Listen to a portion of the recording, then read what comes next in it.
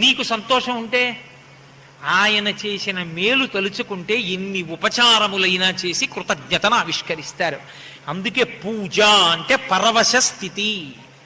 పరమ పరవశంతో భగవంతుడు చేసినటువంటి ఉపకారములను స్మరించి ఆయనకి కృతజ్ఞతను ఆవిష్కరించుట.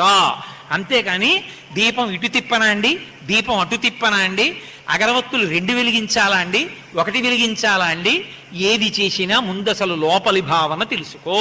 అది తెలుసుకోనంతసేపు తంతు, తెలుసుకుంటే పూజ. ఈ పూజ ఏమవుతుంది, ఒక స్థాయికి వెళ్ళేటప్పటికే మానసికమైపోతుంది. అది పై స్థాయి అంటారు. అంటే అప్పుడు ఉపకరణములు అక్కర్లేదు దగ్గర.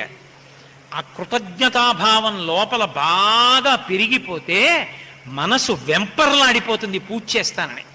ఆ వెంపర్లాడిపోయినప్పుడు ఎలా ఉంటుందో, ఎలా చేస్తుందో శంకరాచార్యుల వారు చెప్పారు.